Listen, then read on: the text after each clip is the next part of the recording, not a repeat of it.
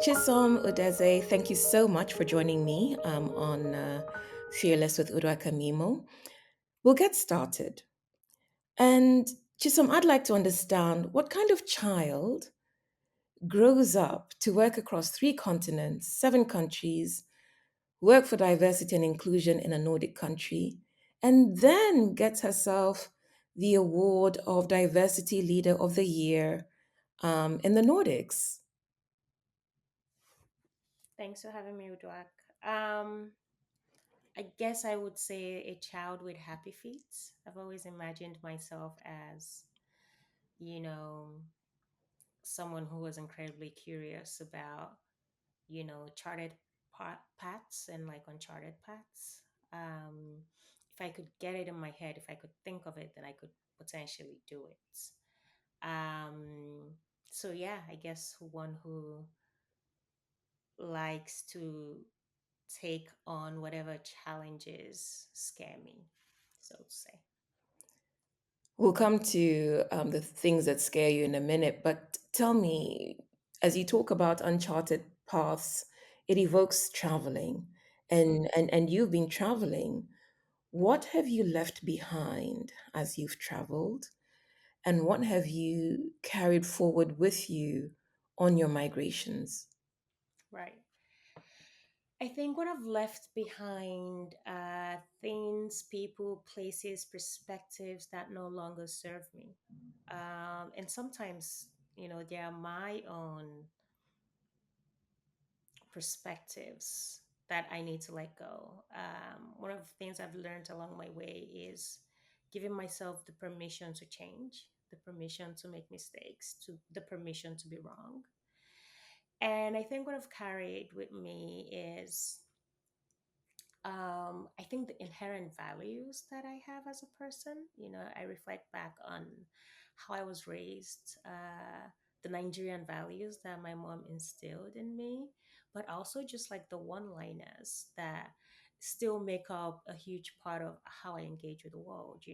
I grew up hearing things like nothing happens until something moves, and if you see something wrong happening in the world or in the spaces you occupy and you say nothing, it means you agree.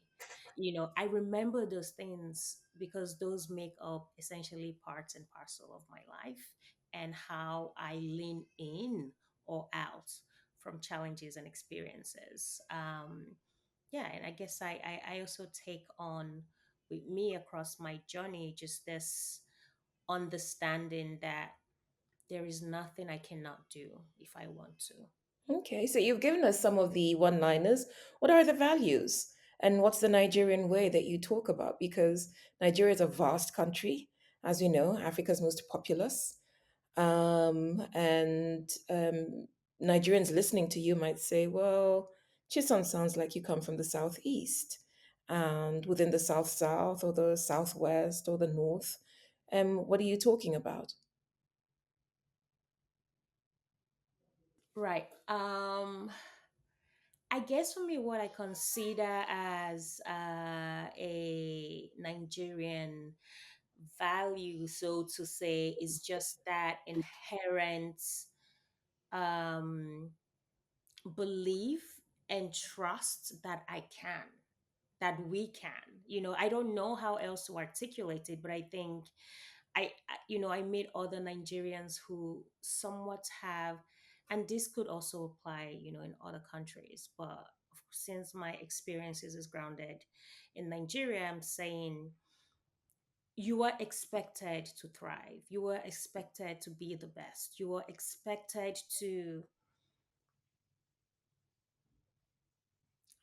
I guess I'm trying to rationalize this, but I guess growing up, I can give an example to maybe articulate this. I remember coming home once from school and I came second in class. And my mom looks at me and she says, "Oh, nice. Was there somebody who came first?" And I said, "Yes." And she said, "Were they born on a different planet?" And I said, "No." "Do they have two heads?" And I said, "No." And she said, "Oh, so it means you two can come first." And I said, "Yes." And that was all the conversation. I was congratulated for my second, but it was also clarified to me that I could. And I do understand that in some situations, this could create a lot of pressure onto kids. But for me, I needed something like that. I needed that acknowledgement and recognition and permission almost from somebody who I hold in high regard, like my mother, that I could too. And that was always a motivating factor for me. So I came second, not because, I'm not good enough to come first. It was just today I came second, but tomorrow I can go for first. Does that make sense? I think it makes sense not just to Nigerians or Africans, but to people from the global south, immigrants. So that's the upbringing. But what is the value system? What are your values? At what age do you come into consciousness that these are the values I hold dear and these will serve me going forward? I mean, I cannot necessarily pinpoint on, say, the age, but I can say that I have always been fascinated by why things are the way they are. I figured I was going to be an economist quite early on in my life because I was trying to understand, why some countries fared better than others, or some people thrived and others didn't. And I think even as a child, I was quite preoccupied with, kind of this existential conversations. And I'm not sure why and where they came from. I read a lot as a kid.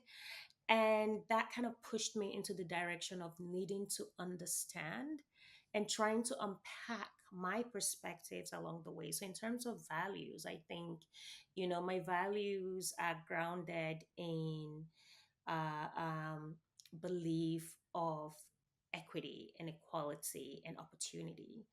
That my values personally are also grounded in recognizing that I have agency, um, in recognizing that I have responsibility, not only responsibility to others, but also responsibility to myself to live the best version of life that I was meant for. And that version also has permission to change on a weekly basis, on a monthly basis, on a yearly basis. So kind of living on the perspective of I need to do the best I can until I know better, so to say. And when I know better, I have to do better. Mm. So you're an economist, you just told us that. You've worked in finance. Where does the commitment to social justice, this, very keen sense of equity come from? I think that I often say when I reflect on this that perhaps it's an innate programming, um, but perhaps it's also programming because I think as a child, my mom often encouraged us to reflect on how we could contribute, on what could be improved, what could be bettered, so to say. Um, I think that once I started down the path or up the path of trying to understand more about social systems and structures, it became apparent to me that inequities were high and rising in different spaces. And so my commitment also comes from personal experiences, I think, Such as, existing.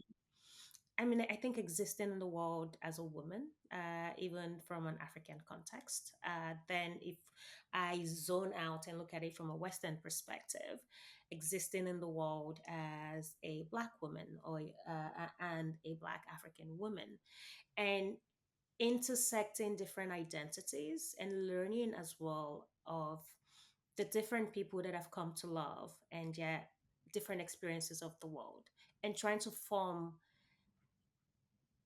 an idea of how the world should be and then fight for that world that I want to see. so what are some of those formative experiences and how do you recognize them as seminal in the evolution and the emergence of yourself? The Right, person who is an economist, but then runs three companies in Norway and wins a diversity award in the Nordics. right. I think I feel that I have a strong sense of what is just, even if for myself or not. So, in terms of the formative experiences, I can reflect on, say things like experiencing sexism, right, within the context of a culture that could be incredibly patriarchal, right? Or But in Norway or in Nigeria? Nigeria, right? But also experiencing racism in Switzerland, or racism in Sweden, or racism in Norway. Which I you've think, experienced. which I have experienced, absolutely. Or experiencing microaggressions in the US, right, or in the Netherlands. So I think at the intersection of all these different experiences that I've had, and how I have come undone and unraveled and recovered from them, gives me a perspective, and at the same time also quite humbling, to reflect on the experiences that I don't have, that I only get to hear about, and then to try to, on one hand, relate, but on the other hand, advocate. Because how can we reduce hurt? How can we reduce harm? Because oftentimes a lot of these experiences that cause harm and sometimes leave behind, significant remnants of trauma, can be mitigated. So how do we create that space for mitigation? Okay. So look, you've talked about the US, experiencing microaggressions in the US and in the Netherlands. You studied and I believe worked in both countries. Why Norway? Why three companies in Norway? Tell us about the companies you run and what purpose they serve. Right. Norway was, I'm a love migrant to Norway, as I say. My partner is Norwegian. So we moved here, what, 7 years ago, for 1 year, and 7 years later, we're still here. So maybe 8 years now. And you Uh, produce two children in the process. yes, I have two great kids that keep me on my toes. I have a 4.5-year-old and a 15-month-old child. In terms of the companies that I run, I did not actually set out to create any companies in Norway. I was quite happy just doing my consulting work, which I still do to this day. But in Norway, my companies arose as a medium to solve problems that I had. And it turned out a lot of people also have similar problems. And that was inadvertently amplified. So let's talk about Diversify. Diversify is a nonprofit organization that operates at the intersection of, diversity, belonging, justice, sustainability. And I started it literally as a 2 weeks project to address something that is quite rampant in Norway, where oftentimes internationals or highly skilled immigrants who move here for love, for work, for their partners, are unable to find work. And when they do, they also don't find work that match their skill level. So this means you might easily find somebody with a master's degree or a PhD, working at the shop or working at the kindergarten. There's nothing wrong with these roles, of course, if that is what they choose to do. But oftentimes, that those are the only jobs that are available to them. With my business background, and of course having a very entrepreneurial mindset, and of course an entrepreneurial mom who I learned a lot from, I thought, okay, if you're not going to give you a job, how about you start your own business? One summer of, I think, 2018, I put together a 2 weeks a project to essentially teach people how to start their own businesses. And at the same time, I thought of it as a medium to make friends and connect with people, perhaps who had also international backgrounds, because I too was struggling to integrate into society. And that went from, I think the very first event we had, I expected 20 people to show up, and over 100 people showed up. And I really understood when they started sharing their stories, the challenges that they faced. And then it turned out that every couple of months, when I have free time from work, I do something, host an event, get people together. And that kind of just snowballed into an organization that now employs about 10 people and works across the Nordics and also parts of Europe, and also globally, depending on the different aspects of our work. So And essentially, which puts on an annual summit. Yes, and we'll put on an annual summit as well.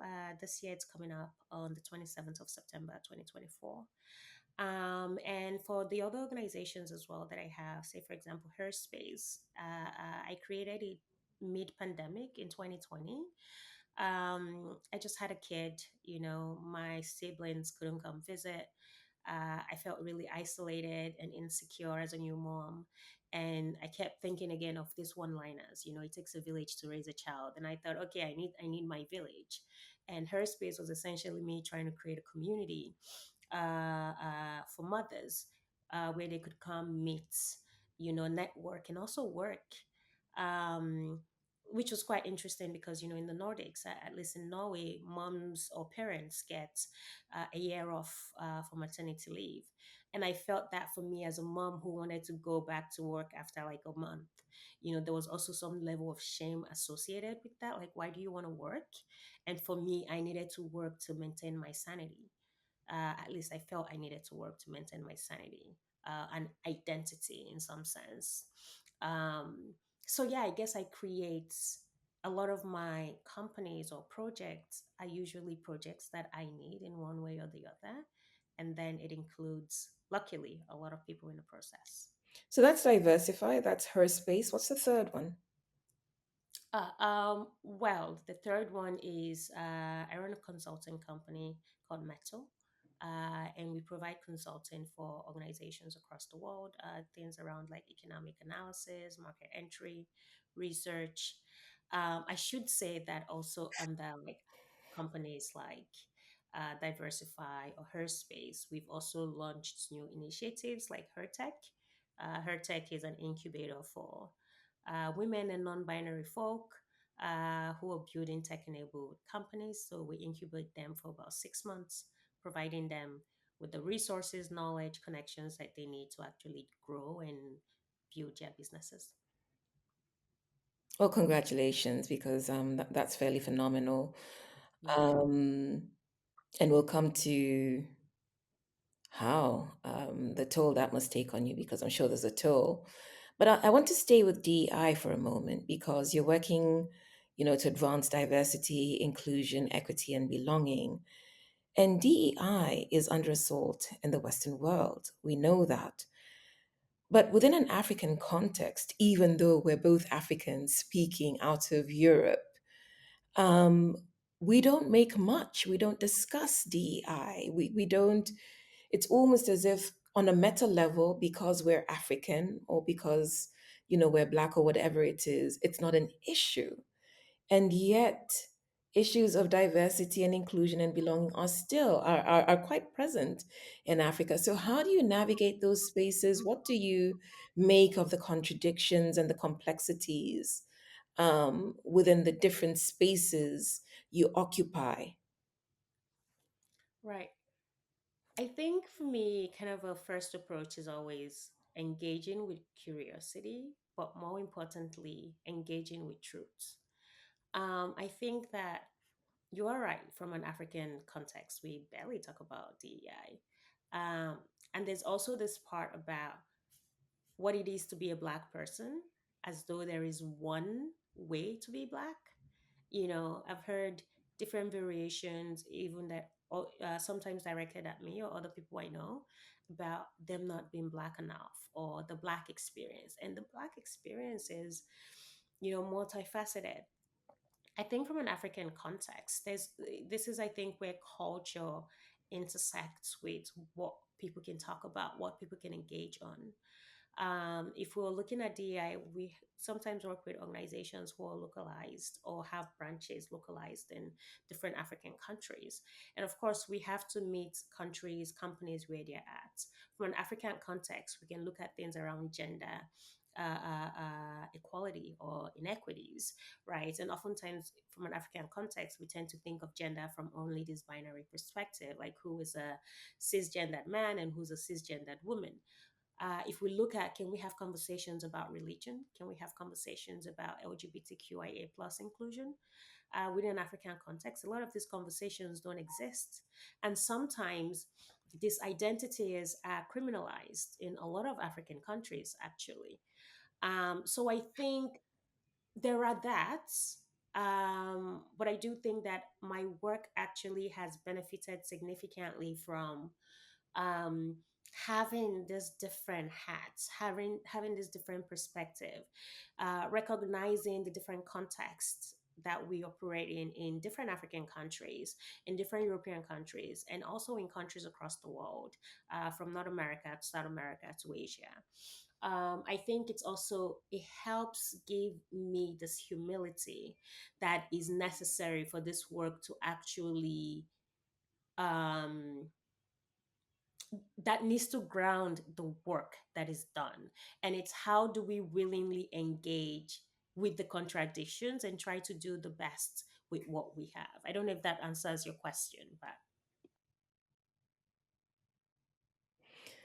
We will carry on, and I think that more will come in response to that question, because I think that there are layers to that sort of intersectionality, especially when you straddle multiple spaces. Chisholm, you've talked about, some of the formative experiences that led to doing DI work. How have you navigated these challenges? with great difficulty. Um, I think in the beginning, it was probably a lot harder than it is now. I think now I'm at a point where I'm still learning, but I'm at a point where I have cultivated and continue to cultivate a kind of mental agility. Um, what I mean by this is I'm not, it's not that I cannot be shaken by situations. It's just that my recovery is faster.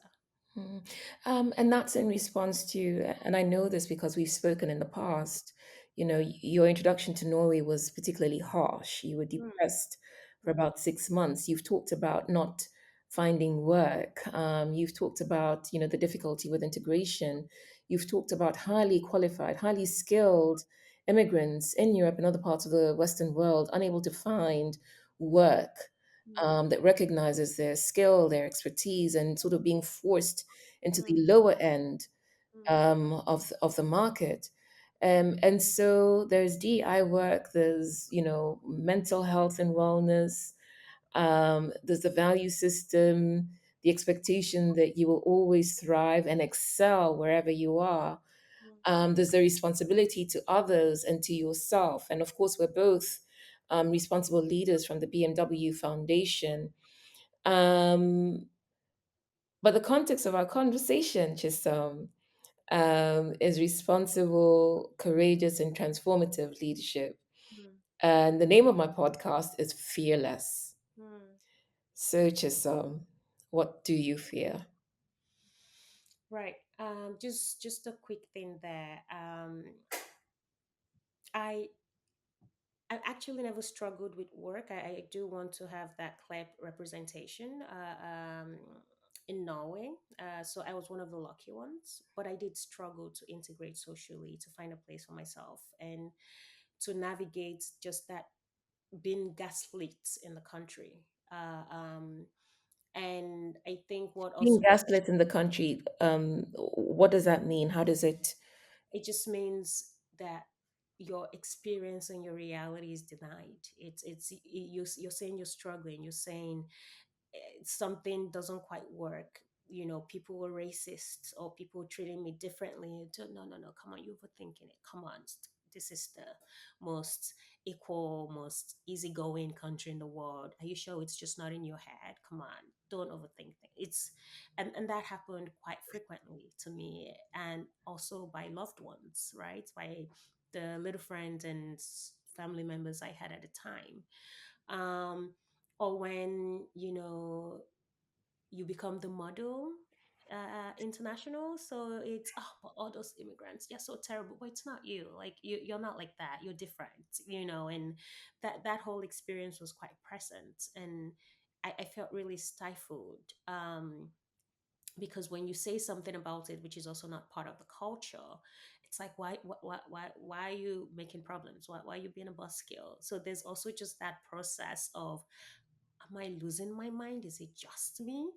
And then also recognizing when I started meeting other people that not only are they struggling socially like that, they're also struggling from not having work. And a lot of us, when you meet people, you say, hey, what do you do?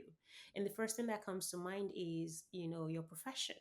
And they don't have that. And I thought, if I was struggling and I'm this strong person, which was, I think, why I was also quite flawed. If I was struggling, to integrate. And then I went into a full blown depression that I didn't even know who I was on the basis of social integration. How were people feeling without jobs who were struggling with the same? And that confounded me and also humbled me. But to your question about what I fear inaction. I fear not trying. It makes me incredibly anxious not to try to get myself out of situations. Again, nothing happens until something moves. I am incapable of sitting in a feeling of being unwell or being in a space that is harmful or being in a relationship that is toxic for too long. So my response time has improved. When I moved to Norway 8 years ago, it took me 6 months to act. Now when I find myself in situations, my turnaround is much quicker. So I fear not trying. I fear,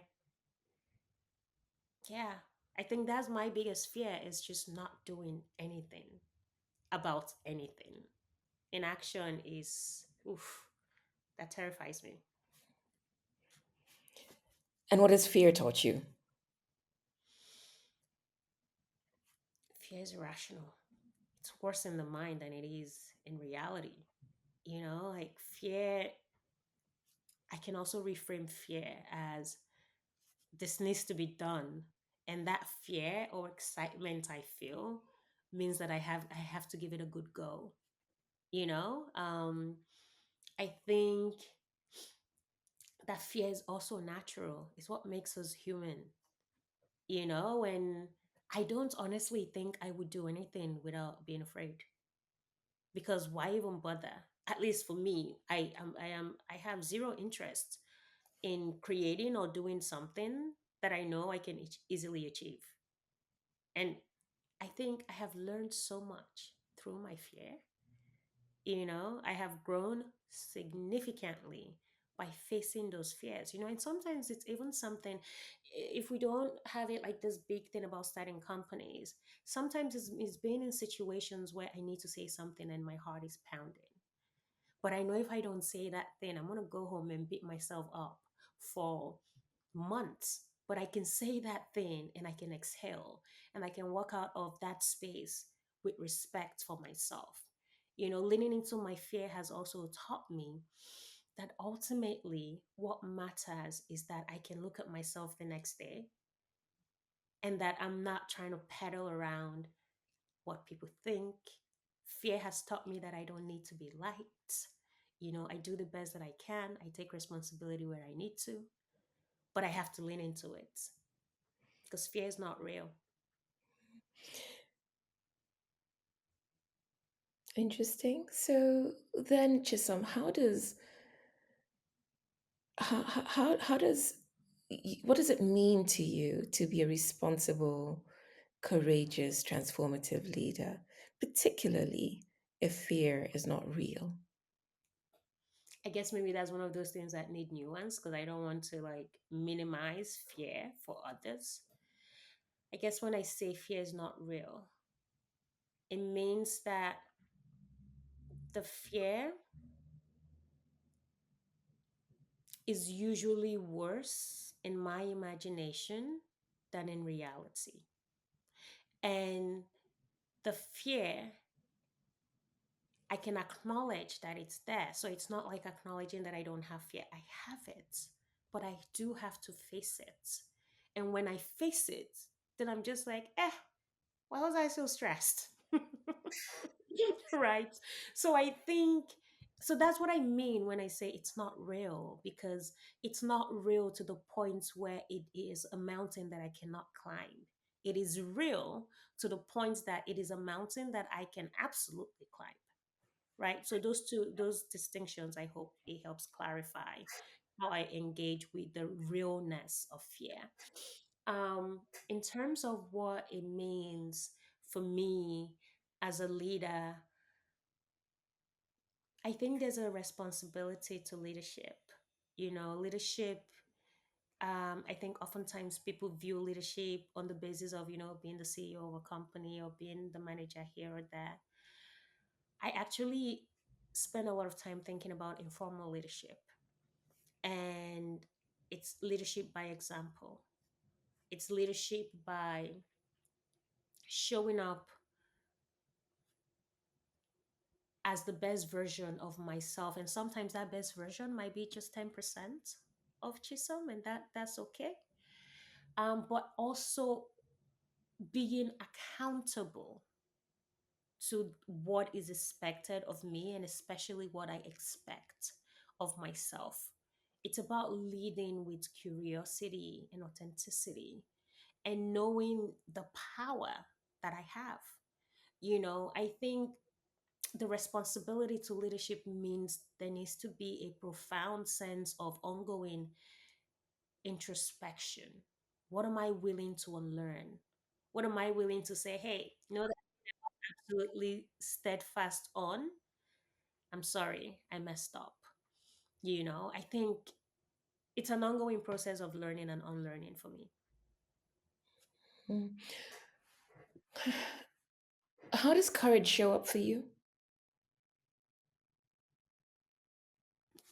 Can you define courage? Understand what courage is, but can you define what you mean by Well, courage? no, I have my own understanding of courage, Chisom, Okay. as you know. I am curious about your Okay. own understanding of courage and Yeah. how that manifests in your Yeah. journey. Right. I think the first thought coming up for me now on courage is taking a step forward, even if I'm not sure what the next step brings. It's being willing to fail, because failure is just one other way of not doing it, right? It's There's that thing about the cracks is where the light gets through. So for me, courage is doing something not because there is no fear, but in spite of the fear. I think it comes back to the responsibility to myself to try to give it a hot go. And also, courage is knowing when to step away and be like, you know what? Tried it, not for me. I'm going to leave.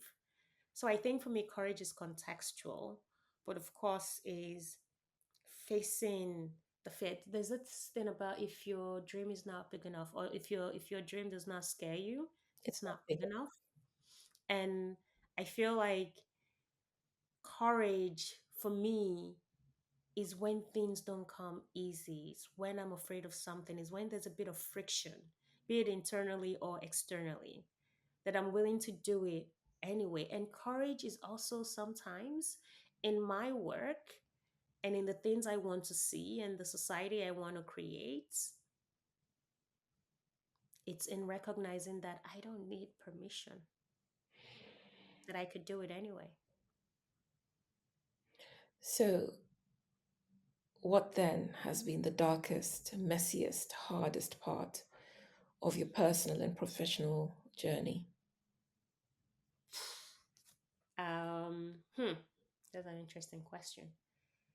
I think it depends.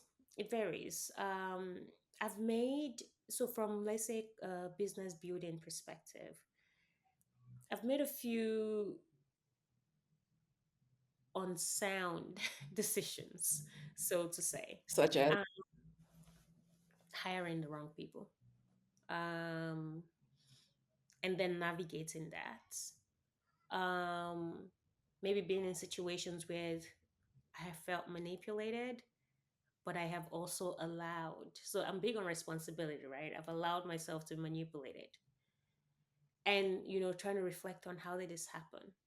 But also professionally, I'm quite often in situations where some of my staff are white, right? And sometimes they're in meetings before I show up, or they start creating relationships where sometimes I jump in, say to participate in a meeting, and I'm hardly ever expected. People always think of me as either the employee or the help, and trying to navigate that and in a way where I don't let it affect me as much, but at the same time, I have to reflect on what is the outcome, and what is this here to teach me, and perhaps the person who's had this bias beforehand. I think personally, it's been navigating, you know, um, my values and in terms of how I protect my space, how I protect my family, how I protect my children. And it's led to a lot of really interesting conversation with extended family members around topics around, say, boundaries, around race, around engaging with difficult and uncomfortable conversations. And it's not been easy, and I've had to walk away from friendships and uh, also sometimes close family relationships that were not beneficial to me and to my family and to the point in my life that I currently am in.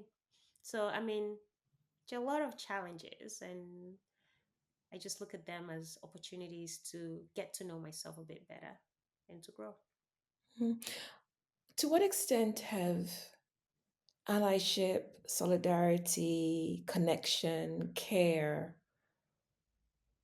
helped you navigate some of those experiences? Because some you're quite clear, boundaries, walk away.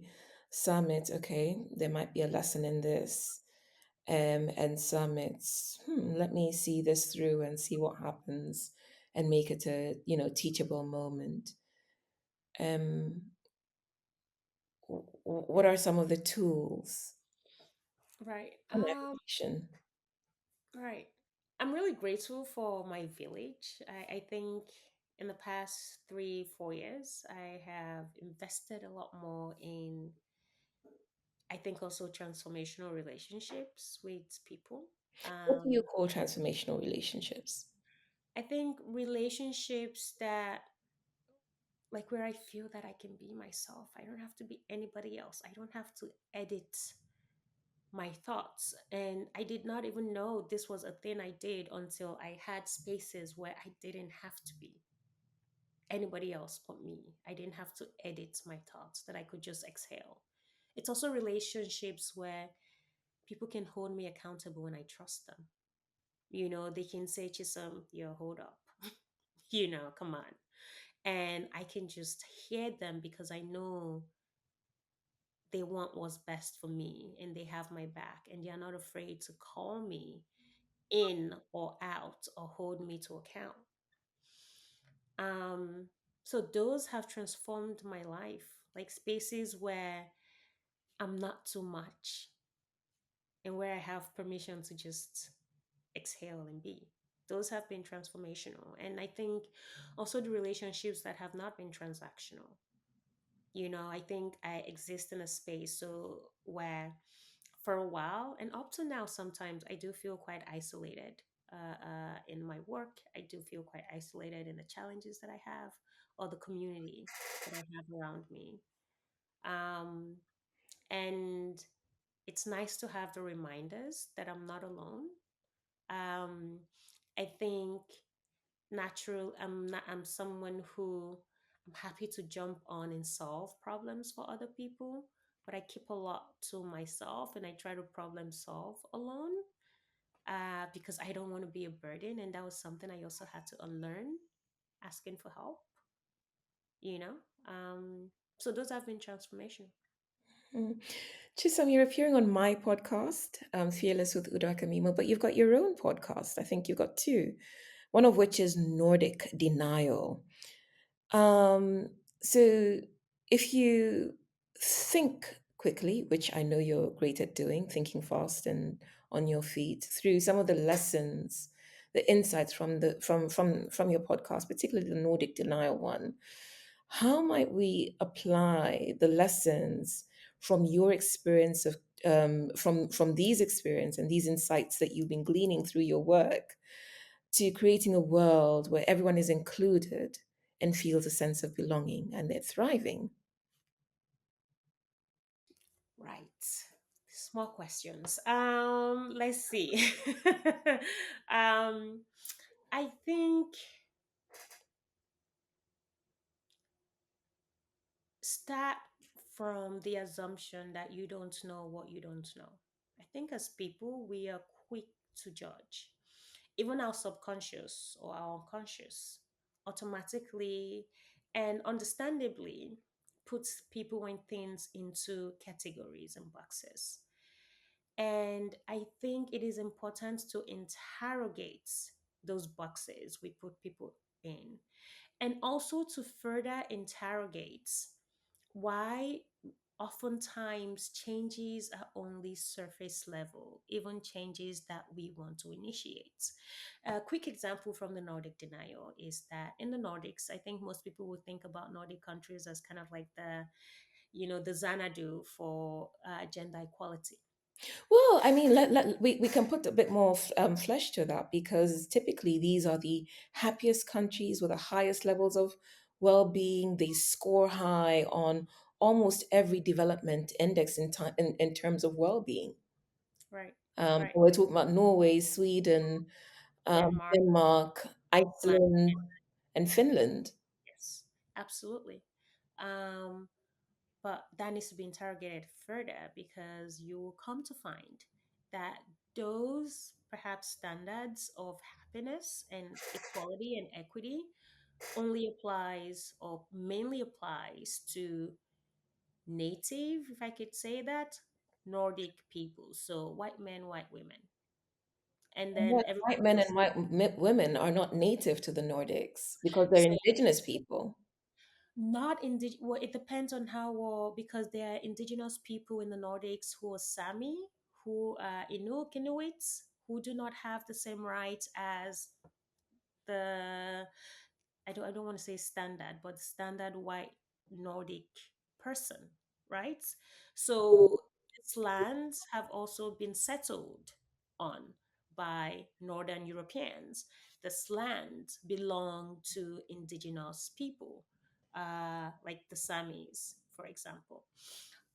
So what I mean by that is saying, if we look at things like gender equality, we want to celebrate, and rightfully so, the stride that women have made, but we don't want to interrogate why there is hardly inclusion, visibility, or representation of non-white women, or women with disabilities, or women who are trans, or women who are this or that. So there's that surface level work which looks wonderful on paper, and it's ahead of most other countries, I'll give it that, but still there's work to be done.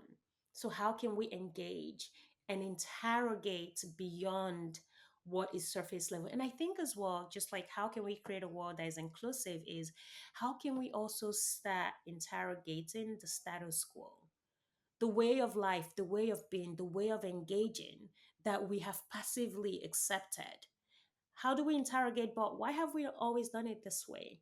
And does it serve everyone rather than does it serve the majority? Because sometimes I think in how I engage as well with inclusion is not a democracy, right? Democracy is, as much as it's the best we have mentally, we can think about it as this ideal.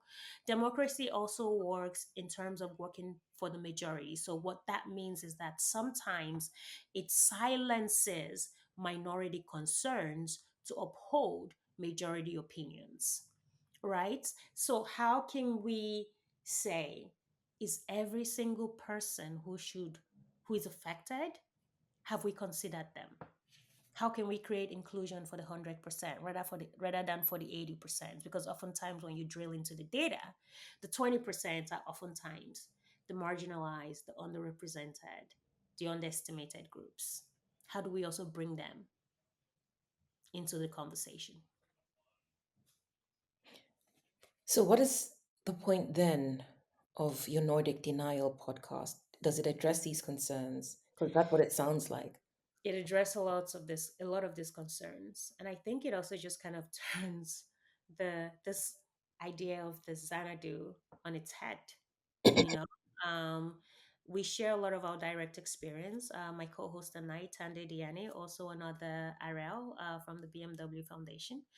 And yeah, we share our experiences of engaging with a lot of these different themes from another construct. You know, we talk about for a region where everyone is supposed to be treated equally. There's sure a lot of unequal treatment, so to say. So, kind of just engaging the paradox, not always having answers, but speaking the truths. Mhm. So, how do hang on. so, s- so, Chisom, how do you care for yourself? You've got these multiple roles and responsibilities as a wife, a mother, a business owner, an activist, with various ventures. And you're an economist, but you're also working for social change, social justice. How do you look after yourself? What does mental agility look like when you've been clinically depressed? Hmm.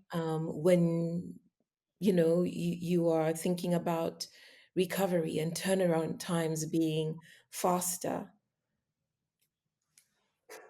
I think that I am stronger mentally because I've gone through a lot of these challenges. Um, you know, I think that I have been sharpened by iron in different ways. I'm still learning to take care of myself. I'm doing a better job now than I did last year, than I did last month. And what does that care look like? I think it's sharpening my boundaries, not necessarily just the boundaries that other people. You might hear kids crying in the background. I'm Somebody sorry. wants a nap, but it's probably time for somebody's nap or something, or feeding. Probably. So sorry about that. But they have care. They're not alone. um, I um, I think that, sorry, just trying to catch my train of thoughts. In terms of how I care for myself, I think it's an ongoing process of learning and figuring out what feels good and trusting myself to make these decisions early on before I am almost at the tipping over point, right? I think initially a couple years ago I had to hit rock bottom, and recently, it's just like right as I'm on the edge, and now I'm just recognizing and reconciling that I don't need to even be at the edge. I need to feel fine, and I need to prioritize my well-being. So I am in bi-weekly therapy, just to ensure that I'm checking in with myself. I have also started actively putting in controls in place in terms of how many meetings I take, because I used to have like just like back to back calendars where I don't really have time to exhale. So just little things like this, creating space for that, creating spaces where I can just read, because when I can read, I'm doing better, you know. So I think it's just creating controls, little things here and there that make a world of difference for me. Great. So we're closing our conversation, and I would like to know, Chisom, what are you grateful for? I am grateful for my kids. I'm grateful for, my husband. I'm grateful for my friends. I'm grateful for you, Udwak. I feel like you have a way of scolding me with love. I'm So looking that out there. Okay. I really appreciate that. I really appreciate that I send a message, you ask, hey, quick, how you doing? And I say something, and there's a loving scold to remind me, that I need to take care of myself better. So I'm grateful for my village. I'm grateful for the aunties of which you're part of that I have and the people who come into my life. I'm also grateful for the opportunity to unlearn, yeah, to be alive, to make mistakes, and to show up every day anyway. And how do you express gratitude? Physical touch. I'm a hugger. I hope that I mean, I try to say it more because sometimes I just think it and I don't vocalize it to the person that actually needs to hear it. So I'm trying to do better at that. But I think it's also by being present and by showing up, when I can. I think by thinking of people for opportunities, for opening doors where possible. So I think it depends on the situation, but by carrying the people I care for and the people I'm grateful for in my heart. So when something comes up, even if it's a thought, that I can think of them and I can say, hey, thinking of you. How are you doing? And so, my last question to you, Chisom, what's the last thing you did that scared you? Oof.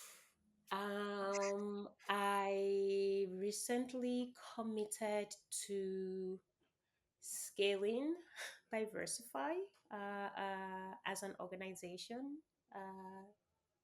using a tech enabled process, and I can tell you more about that later. And also I committed to taking diversify Nordic Summit 2025 global with a goal of reaching 100,000 plus people. And that is scary because this year we are at 1,200 people in person and maybe a couple, like a few thousands online. So it would be more than a 20, 30, 40x jump.